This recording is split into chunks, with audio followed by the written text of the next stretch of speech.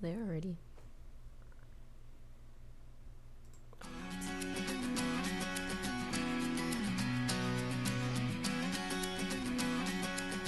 Greetings and salutations, everybody. Welcome to AMC Mailbag. This is the mailbag version of our weekday, Monday through Friday AMC Mail Tech show. Now, at the end of every episode of AMC Movie Talk, at the end of the segments, we always do a little something called Mailbag where we take one or two questions. But we get so many questions from you guys that we decided we needed to start a new show here on the weekends just called AMC Mailbag, where all we do is take your questions. Now, my name is John Campia. I'm the editor-in-chief of AMC Movie News. Thank you so much for joining us here today. Now, most of my staff is on vacation. Obviously, it's the weekend. They got the weekends off. So I'm very pleased today to be joined by none other than our very special guest, my wife, Miss Ann Campia. Ann, how are you doing? I'm good. Thanks for having me. Thank you for being had. Is this exciting for you? Your first big AMC show? Yes, it's very exciting to meet all of you fans. And in exchange for my time, John has promised me dinner and a new puppy. And a new puppy, as it turns out. So, hey, listen, guys, Ann's going to be keeping an eye on the chat board. So, by all means, jump on in, chat, and leave your comments and your thoughts as we're doing the show, because this is a very special episode. This is our live episode. So, thank you so much for coming in and joining us today. So, without any further ado, it is time for us to jump into the first question of the day. And the first question of the day comes to us from Dan Bherry. And Dan Bherry writes, "Hey guys, love the show. Can't get enough of it. Anyway, my question is, why didn't Tom Welling get cast as Superman in Man of Steel? While I loved Cavil as Superman, I can't help but wonder why Welling wasn't cast. Was he even in the running? As John has stated in the past, he isn't an extremely well-known actor, and I believe the role would have skyrocketed his career in film." Well, thanks a lot for the question, and there's a couple things to keep in mind about this. Number one, he did have the role of Superman in a way in Smallville, and it didn't skyrocket his film career. And I remember Tom Welling. Now, first of all, before I say anything else, I am a big Smallville fan. I watched every single episode of that series. I watched it right to the end, even the sucky seasons. And we all know there were a couple of sucky seasons. I watched them all, and I really wanted Tom Welling to have a big career, but he got that one film, The Fog. Well, first of all, he had a smaller role in those. Do you remember, Ann, those films with Steve Martin? Where they're a big family. Big family. There's like 8 or 9, like 15 Gosh, in the nest. remember. I can't remember the name of it. If you guys remember it, leave your comments. Tell us in the chat board. If you remember what the name of that movie was, please tell us in the chat board. We want to know. Anyway. So he had a couple of roles in that, and then he had his own leading role in that remake of The Fog. I believe it was The Fog. The Fog or The Mist, one of the two. I think it was The Fog. Anyway. Fog. And not only was that movie quite bad, but frankly, honestly, he was quite bad in it. And so ever since the end of Smallville, he hasn't really had... Nobody's wanted him in their projects. It's just kind of the way it is. Nobody's been really terrifically impressed with his acting ability. And the studios know that his name isn't a draw. So they haven't put him in anything. Now, he does have a small role in this really good-looking film that's coming out called Parkland. And Parkland is, if you know anything about it, we've talked about it on AMC Movie Talk, it revolves around the JFK assassination. Everything happened at Parkland Hospital that day that he was shot. And I believe he plays a Secret Service agent. Now, it's not a big role, but it is a great-looking film, and maybe this could skyrocket his career. Maybe this could open some new doors for him. Now, as to why... he was never considered, and no, to answer the one part of your question, he was never considered for the role of Superman. And the reason he was never considered, and the reason he didn't get it, there are many of them, but here are some of the bigger reasons why. Reason number one, Smallville, I've said this before on the show a lot, Smallville was not Superman. All right. The creators of the show said themselves, this is kind of like an Elseworld idea of Superman. It's not actually Superman. And by doing that, it was a brilliant move by the showmakers.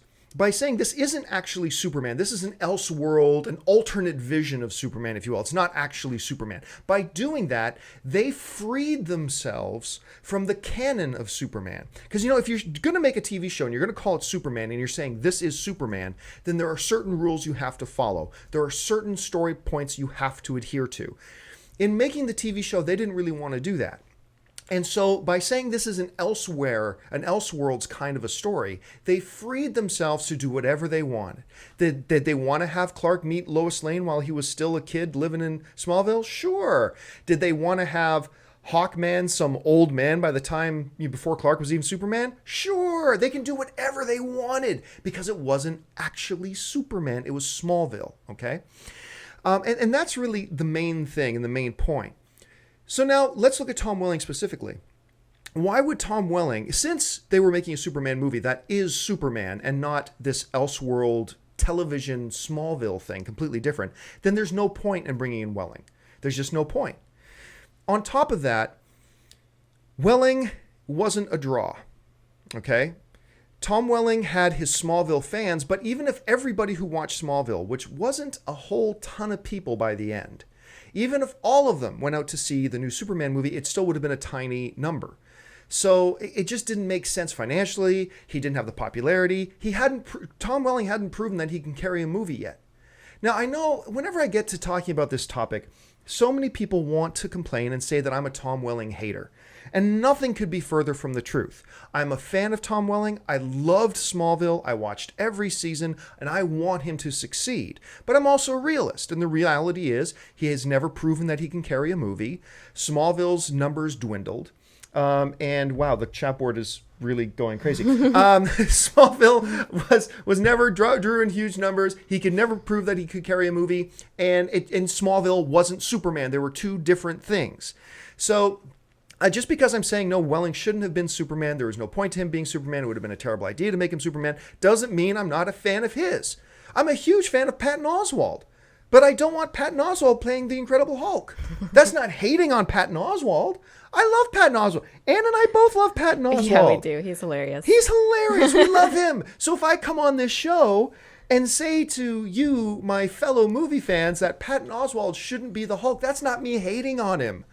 In any more of a sense than me saying, no, Tom Welling never should have been Superman, is me hating on Welling. I'm a fan of Welling. I want to see him succeed. I'm excited that he's in Parkland. I can't wait to see him in it. And you've got your eye on the chat board that seems to be flying by fast and furious. What are the general comments that are coming in right now? Number one, it was cheaper by the dozens. Thank you. Thank you. Or cheaper by the dozens. Thank you. Something. That was the name of it. And Andy, I refuse to even try to pronounce your last name. He was asking if you've been reading actually the digital comics of Smallville. As a matter of fact, I did. Just the other night, I downloaded, for those of you who don't know, there's a comic book series out called Smallville Season 11. And it's a comic book series. So it's supposed to pick up after the events of the TV series. And I downloaded, it was 99 cents, so I downloaded Smallville Season 11, issue number 1. And I want my 99 cents back. It was terrible. It was so boring. Nothing happened in it at all. It's just really bland. The artwork, I didn't find in it all that good. 10 times better than I could ever draw, mind you. But and I found it kind of a waste. Now, I put that up on Facebook the other day that that I read it and then I thought it was a waste. Yeah. And a bunch of people have told me to keep reading it and to hang in there. So maybe I'll try issue number 2. Yeah, it might take a little while to crack into the Smallville universe again. Yeah, it might take a little while. So I'll give it a try. Anyway, let's move on to the next question. And the next question today comes to us from James A., who writes, "Hi, AMC. Love the show. Anyway, since Tony Stark is possibly involved with creating Ultron in the next Avengers movie, I think it's more than a possibility. I think that's the way they're going. Anyway, I don't think all the blame should go to him. What if Justin Hammer, played by Sam Rockwell from Iron Man 2, could take most of the blame of creating Ultron? Of course, they would have to include a small creative reason in the movie why Hammer is not in prison, since he possibly might have gone to prison at the end of Iron Man 2. I mean, think about it. He broke Ivan Vanko, Mickey Rourke, out of prison in Iron Man 2. Then he worked with Vanko to create the drones and had his hands on the War Machine suit, so Hammer has gained an understanding of the Iron Man technology. What do you think about Hammer creating Ultron? Well, I think there are a couple of problems with that scenario, but it's a very logical step in your thinking that you're proposing. Hey, there's another brilliant industrialist in this universe. What's to say he couldn't have created Ultron? Fair question. Here's the reason why I don't think they're going to involve Hammer. And it comes with a couple reasons. Number one, he absolutely went to prison. there's no doubt he went to prison at the end of Iron Man 2. And, nothing's ever been ventured or mentioned about, Hammer breaking out of prison. So I don't think they're going to go in that direction. But the other thing is this. I got the impression, and maybe you had a different impression. Let me know what you guys think in the comments section here. I got the impression in Iron Man 2 that the way they portrayed Hammer was that, yeah, he's an industrialist and maybe he's a pretty smart business guy, but he's not as smart of a scientist as he thinks he is. In many ways, they actually kind of portrayed him a little bit incompetent. In many ways, Tony Stark certainly didn't seem to have any respect for his intelligence at all. And even when it came to creating the drones and stuff like that, he couldn't do it. He had to go and get Ivan Vanko. He had to go get him to do it. And so there was nothing in that film, to me personally, maybe you saw it differently, that suggested to me that Hammer had the intelligence, even though he had his hands on the War Machine outfit, that Hammer, possessed the intelligence to actually replicate a Jarvis technology or adapted Jarvis technology or anything like that. Now, the third thing I want to mention about why I don't think Hammer's going to be involved in the creation of Ultron is you mentioned I don't think Tony Stark should be totally to blame for the creation of Ultron. I love the idea of Tony Stark being at fault for creating Ultron. Like, one of the things they've always told us about Iron Man is that Tony Stark is pretty arrogant. And actually, that doesn't change. I mean, that arrogance is always there. Maybe his view on life changes a bit through the movies. His priorities change. But one of the things that has never changed is his pure arrogance. That's one of the hallmarks, one of the beautiful things about the character, actually. And I totally love the idea. One of the things I like about Marvel and their characters so far is that, they all have flaws. There's always a flaw. And those are the best heroes I find to be engaged with on screen, are the ones that aren't pure perfection. That's been a criticism of Superman a lot throughout the years, is that Superman is just too godlike. I mean, whatever. But I like these characters that have flaws. And I love the notion that Tony Stark, maybe with the best of intentions in creating some kind of new technology, maybe a replacement for Iron Man, maybe he creates Ultron as a replacement for Iron Man. And maybe in doing that, his own arrogance, he doesn't see the dangers in what he's doing. He just believes he can handle it. And even though he had the best of intentions to create a hero for the world, something goes terribly wrong because of one of his flaws. And now he has to clean up that mess. I find something really cool about that sort of narrative direction. There's something really cool about that approach. And as far as Hammer goes, look, as much as anybody would love to see Sam Rockwell back in the Marvel Cinematic Universe, I will watch Sam Rockwell in anything. I'll even watch him in 50 Shades of Grey. If he was in 50 Shades of Grey, I would watch 50 Shades of Grey just because Sam Rockwell's in it. Yeah, I would too. So I would love it, but I just don't think it's going to happen. And has anybody in the chat board said anything about this whole topic? Yeah, so a lot of people, 3 Frank F brought it up, and several other people are saying that the way they portrayed Justin Hammer in Iron Man, he was just way too dumb, way too stupid to even think that he could create something like that. Yeah. Yeah, So. and I think that's really what the whole idea was. I agree with that completely. I don't think they're going to move in that direction. So let's move on to our next topic. And our next question today comes to us from Marcus Taylor, who writes, "Hey, John and gang, love the show. Regarding 50 Shades of Grey, which shouldn't be happening anyway, wasn't there already a movie starring Maggie Gyllenhaal called The Secretary about this character?" You know what? Ironically enough, yes, Maggie Gyllenhaal was, I believe it was in 2002, she was in this movie called The Secretary. That is really an S&M kind of movie. It's about this young girl who goes to work for a rich guy. Speaking of Ultron, the rich guy in the movie is played by James Spader. Oh, no way. Yes, whose name in the Secretary is Mr. Grey. That is strange. Isn't that crazy? An S&M thing about a young girl and a rich guy, and it's S&M, and his name is Mr. Grey. Amazing coincidence. There's probably something to that, a little bit of plagiarism going on there. But anyway, so this movie in 2002, for those of you who knew nothing about it or hadn't seen it, it's crazy. Maggie Gyllenhaal plays, like I said, this young girl, and she goes to work for this guy, and then he gets turned on by her submissiveness, and she gets turned on by his, I don't know, the way he spanks her. And there's even the scene in the movie where he makes her bend over and puts a saddle on her. What are you talking about? He makes her. How do you know this? Did you pick up my books and read them? No, I saw the movie years ago. I'm just joking. on like one of these home like HBO or something like that. But anyway, there's a scene where she comes into work and he's got a whole bunch of hay out on his desk, right? And he makes her get up on the desk on all fours, puts what do you call one of those gags in her mouth with a carrot in it, and then puts a saddle on her, and then takes leather whips and like pulls down her pants and whips her and stuff like that. And that's like this whole movie. The whole movie's all this crazy S&M bondage submission craziness stuff. So for those of you who don't know what he's talking about, that's the movie. It's called The Secretary. It's pretty nuts. And I didn't even think about it. I'm glad you brought up the question because I wouldn't have made a connection, but there seems to be obviously some kind of connection between the two. I just think it's kind of ironic that the rich dude's name, young girl, rich guy, S&M, his name's Mr. Gray, blah, blah, blah. There's got to be a little bit of more than just coincidence there, I was going to say. Is anybody in the chat board saying anything about the secretary? Not so much the secretary, but a lot of hashtag bring on the filthy. Oh, yeah. Bring on the filthy. For those of you who don't know, I was talking about 50 Shades of Grey the other day, and I said, the book is pretty filthy, but I didn't want to sound like I was being a prude. And so I said, look, and I've got no problem with the filthy. Bring on the filthy. I love the filthy. And that suddenly on Twitter, I'm finding all these hashtags, bring on the filthy. And a couple of people even made GIF memes, like these animated GIFs of me going, bring on the filthy. It was kind of funny. So anyway, all right, let's move on to the next question. And the next question today revolves around Pacific Rim. And the question comes to us from John Carter, who writes, according to Box Office Mojo, Pacific Rim had a production budget of about $190 million.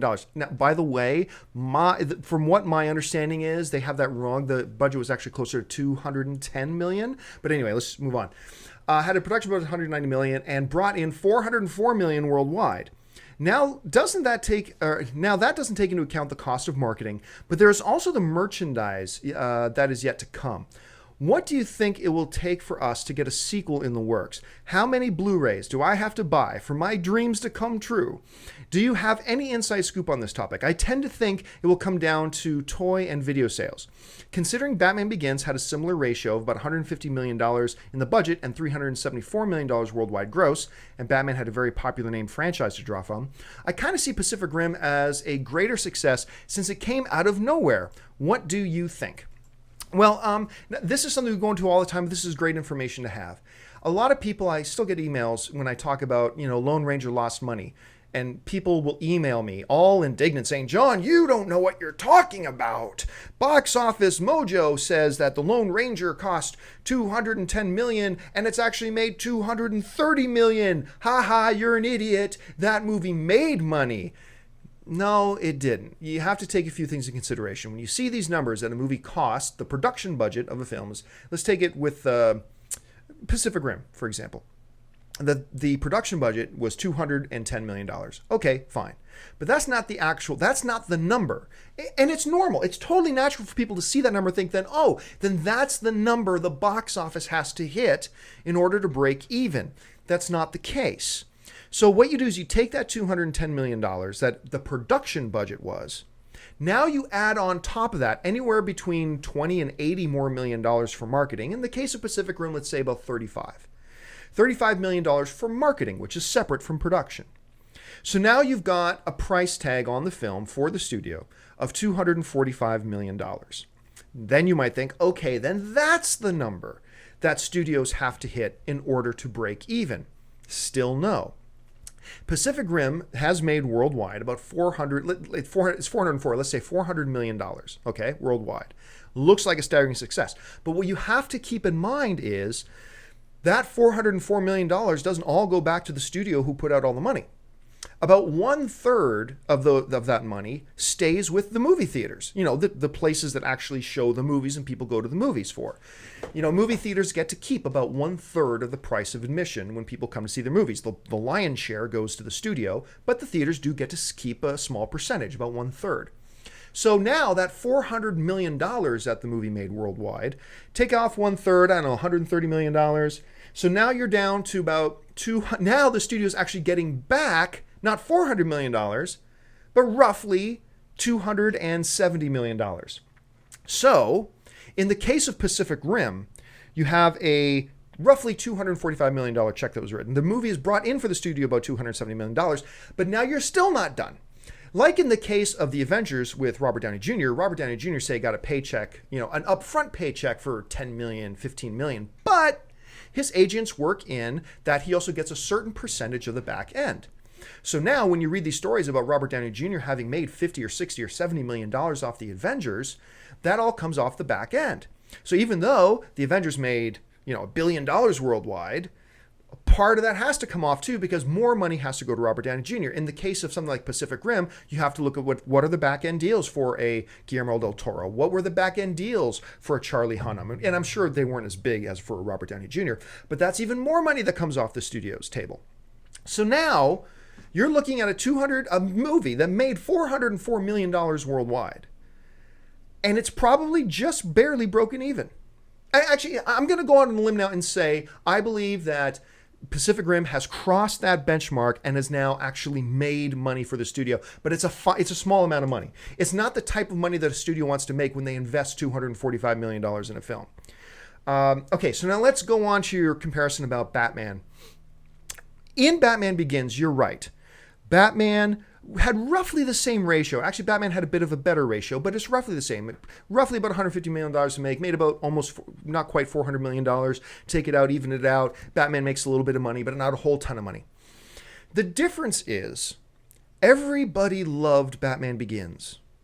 And as you pointed out in your email, Batman Begins is a well-established, beloved character who had been ruined by previous incarnations.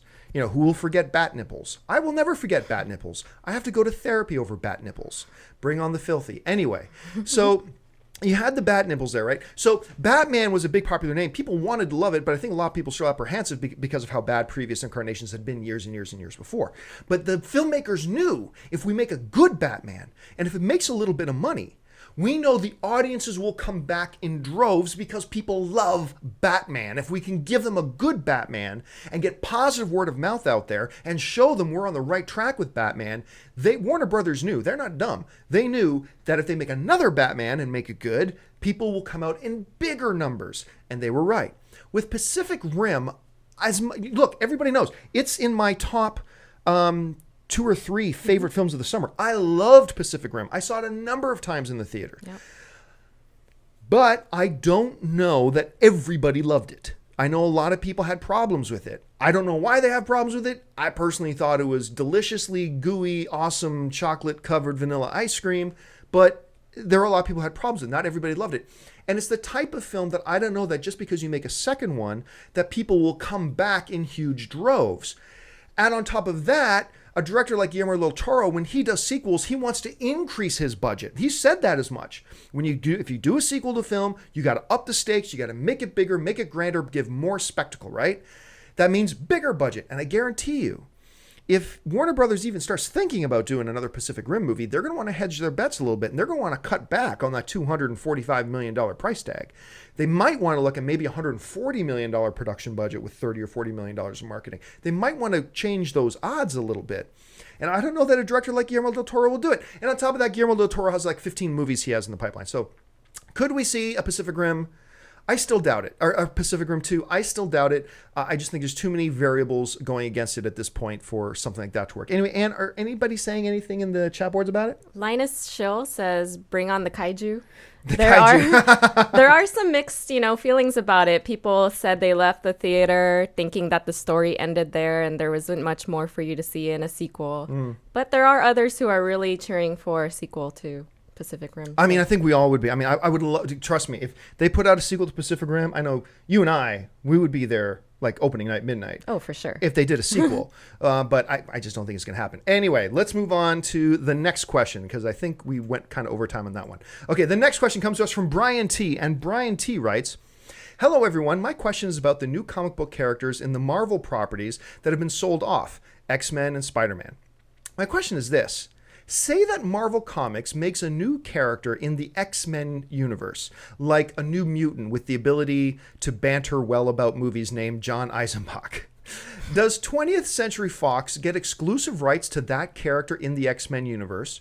Or does Marvel keep the rights and then could put it in its own standalone movie or fold it into the Avengers universe? Brian, great question. So let me sum that up. The basic question is this. Okay, so we all know that Fox Studio owns all the movie rights to X-Men and X-Men affiliated characters, with the exception of Quicksilver and Scarlet Witch, which they share the rights with Marvel. But other than that, all mutant-related stuff, X-Men, everything like that, and all the stuff that's related with it belongs to Fox. So, what if the Marvel comic books in the past 10 years or 15 years since that deal was struck created a new X-Men character that wasn't in existence when that movie was made? Now, I had this similar question in my head not so long ago, and I contacted a rep at Disney who's a friend of mine, and I asked him basically that question. Hey, what if there's a new character? I was asking about the Spider-Man universe, because Spider-Man universe belongs to Sony, not Marvel in the movie world. So I said, what if Marvel Comics created a new character in the Spider-Man universe this year? Can Marvel Studios then use that character in a movie? And you know what they said to me? They go, I don't know. I think it's a legal question there. Now, look, when I worked in law, I never worked in the area of intellectual property, so take whatever I say with a grain of salt. But my understanding of the law would be this, in contract law, is that if Marvel creates Marvel Comics, let's make that distinction, Marvel Comics, Marvel Studios. One is the comic book world, one is the movie world, okay? So if Marvel Comics created a new character in the X-Men universe, let's call him Karate Chop Man, okay? So we've got Karate Chop Man now in the X-Men universe, okay? And he becomes kind of popular. Not as big as Wolverine, but kind of popular. Could now Marvel, since Karate Chop Man didn't even exist when they made the deal with Fox in the first place, could Marvel use that character in upcoming Avengers films? I'm going to go out on a limb and guess no. Because even though he wasn't in existence when the deal was struck, that character is still in the public eye associated with X-Men. And to use that character in a Marvel film, I think Fox's lawyers would make the argument is that it's the spirit of the agreement.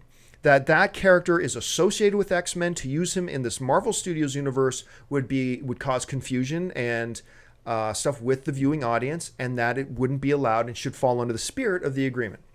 That's what I think that we do, but understand, I'm no expert on that. I could be totally wrong. I think it's a great question, so much so that even a studio rep I asked didn't know what the answer to it was.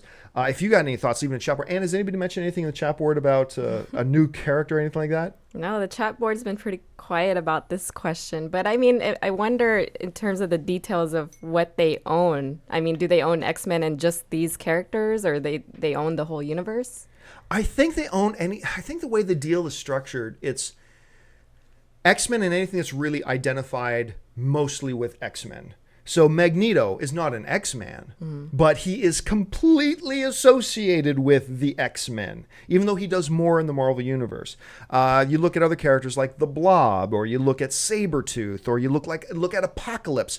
These are all characters that have stretches and influence beyond just the X-Men universe in the comic books, but they are primarily associated with the X-Men, and therefore they are under the ownership of Fox.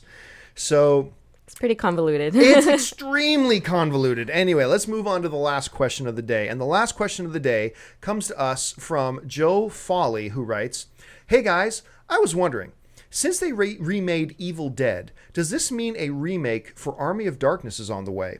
I'm a huge fan of the original. Also, do you think they will make it more serious or keep the silly humor of the original? Keep up the good work." This is a question that we actually asked ourselves a lot when the new Evil Dead film came out, which I think most horror fans actually really appreciate. I thought the new Evil Dead was pretty darn good. But I believe that their intention, they do want to make another Evil Dead movie now, and I believe they're going to call it Evil Dead 2.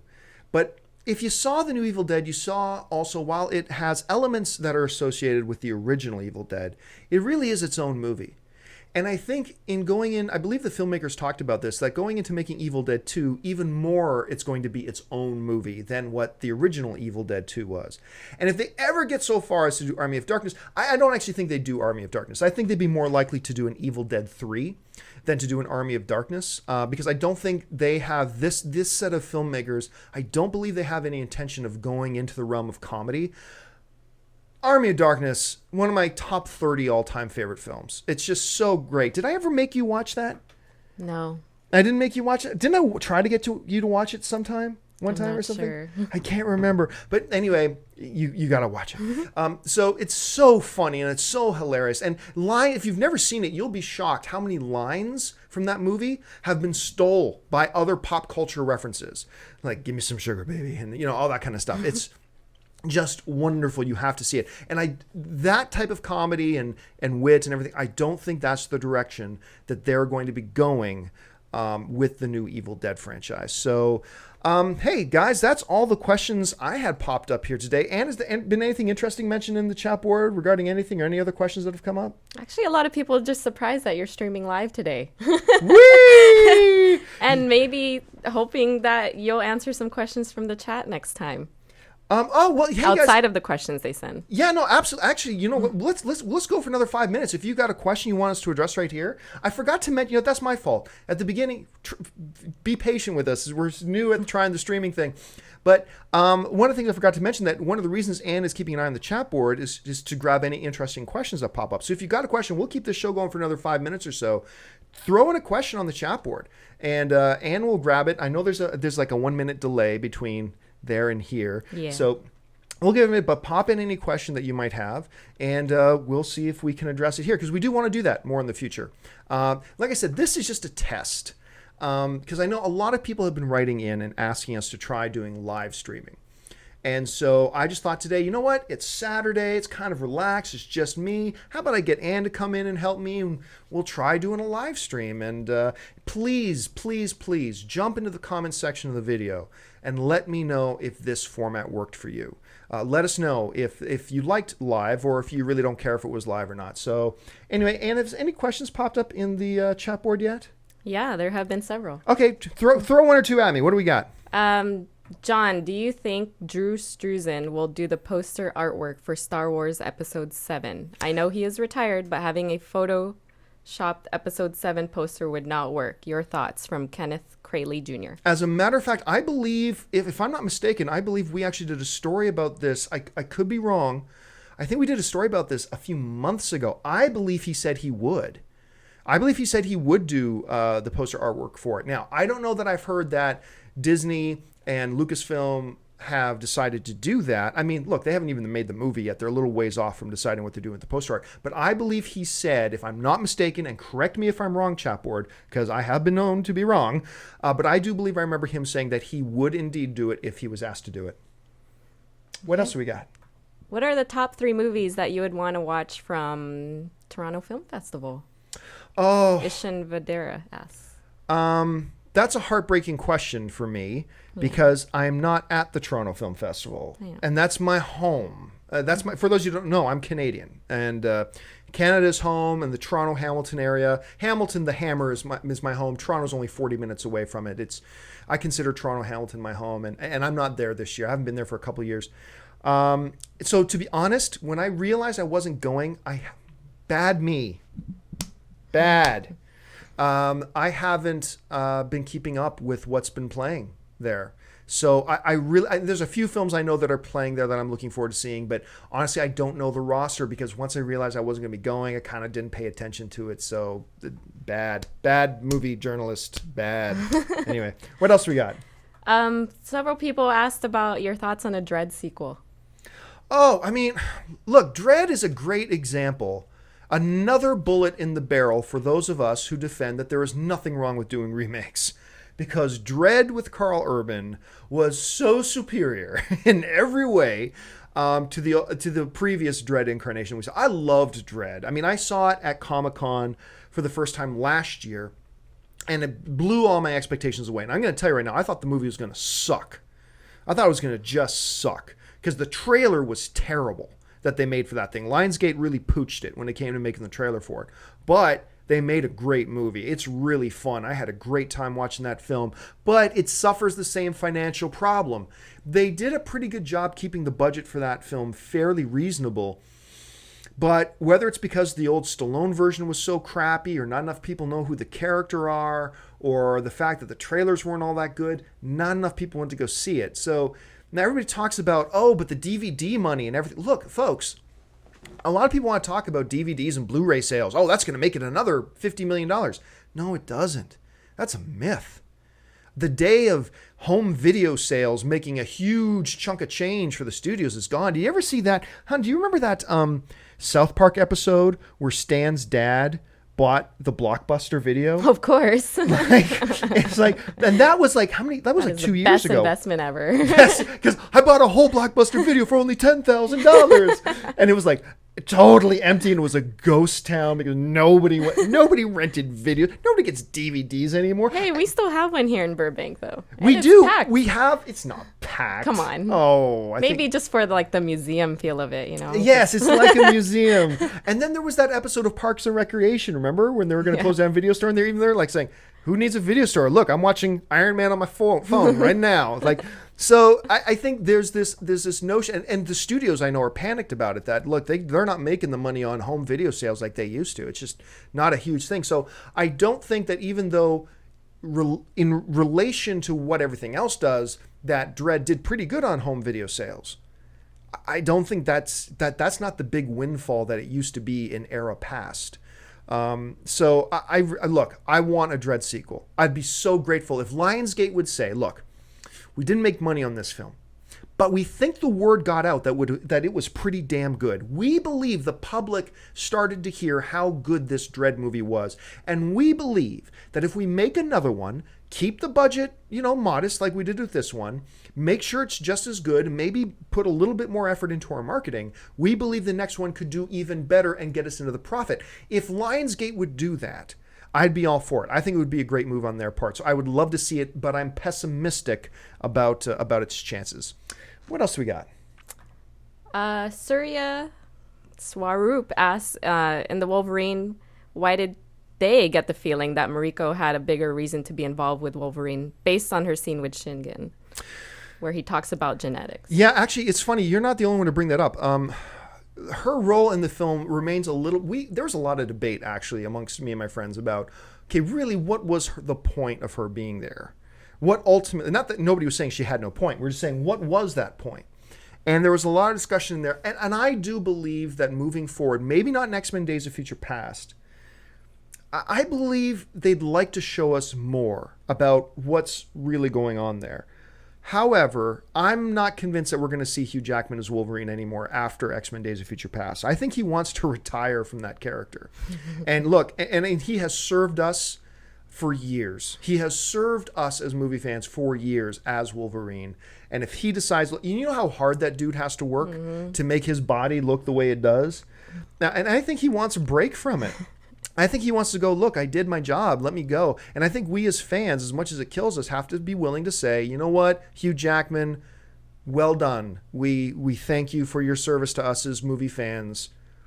Enjoy your retirement from this character. I think we got to be willing to let him do that. But it would be cool if he came back. I just know that don't know that he will. Let's take one more question. D Schwa 98 asks if anyone can see either Superman or Batman being canceled, which one would, I guess, out of the two? Canceled? Canceled? Maybe the word is if one of them went away? I don't know. Strange question. Let's just take another question. Is there any other question in there? Because neither Batman nor Superman are going anywhere anytime soon. I think earlier somebody was asking if you've ever read the DC's Trinity comic series. I haven't. Or any of the new 52. I have not read any of the new 52. I was really turned off, I'll be honest with you. I know now we're getting into comic book discussion. I was really turned off by the whole notion of 52. But I've had a number of friends suggest to me that I really need to get on the Aquaman New 52. I heard the Aquaman New 52 is actually really quite good. So I'm probably going to give that a shot. Maybe that'll get me into it a little bit more. I'm trying to decide what new tablet I'm going to get. Now, you have to understand, I have an original iPad 1, and I have last year's model of the Nexus 7. Love the Nexus 7. Anne over here has the brand new Nexus 7, which she likes a lot. I love it. It's amazing. The new Nexus 7 is insanely good. I was getting ready to buy a new Nexus 7 for myself, and I'll get to why this is important with the comic book question. I was going to get the new Nexus 7 myself because I love the Comixology app. That's how I read all my comics now, is on Comixology. It's just so convenient and so easy, and it's just great, and it's a great reading experience. But I know they are launching new iPads soon, so I'm just going to wait to see if the new iPad mini, because I really like that 7-inch form factor, I'm going to see if the new iPad mini has Retina display or not, because the new Nexus 7, the display blows everything on the market out of the water. It just its dots per inch is higher than anything else on the market as far as tablets go. It's higher dots per inch than the iPad Retina. It's just crisp, it's gorgeous, it's responsive, it's beautiful. I want to see if the iPad mini comes out with a Retina display. Then I may want to wait and get that. If they don't, then I'm going to grab myself a new Nexus 7. And then when I do, I'm going to start downloading a lot more comics again, because now that I've looked at Retina displays and these high image displays like on the Nexus 7, when I pick up my iPad and try to look at comics, it just looks crappy to me now. And it used to look good. It's like the girls I used to date, I used to think were pretty until I started dating you. Then I realized these are ugly horses. Here's the $20. Yay, no more puppy. Okay, folks, that will do it for us. This has been this episode of John Sucking Up to His Wife. Thank you so much for joining us. Hey, listen, please, by all means, jump into the comment section. Leave your thoughts. Let us know if you like this whole idea of a live stream or not. We'd love to get your input on that. I want to thank my lovely wife, Anne Campia, for joining me today. Thanks so much for doing this, Anne. Yeah, of course. It was a lot of fun. And thank you, of course, most of all to you guys for doing this show with us. Make sure you follow us on YouTube. If you're not a subscriber yet, subscribe to our YouTube channel. It'll keep you up to date on everything going on in the world of movie news, and of course, our daily AMC movie talk show and our weekend AMC Mailbag show. Follow us on Twitter. Follow us on Facebook. Hey, guys, listen, my Twitter is still at John Campia, but my new Facebook page is John Campia AMC. So that's my new Facebook page. Please jump on over there and like me there. I'm going to be putting up a lot of pictures and just movie thoughts and stuff going on with AMC Movie Talk and movie news and stuff like that. So please follow me there. And, oh, by the way, Anne, where can people find you on Twitter? Oh, you can find me on Twitter at Anne Campia. So thanks a lot for joining us, guys. Thanks for being a part of this streaming show. Really appreciate you being here and joining us. Until next time, my name's John Campia, and until then, bye-bye.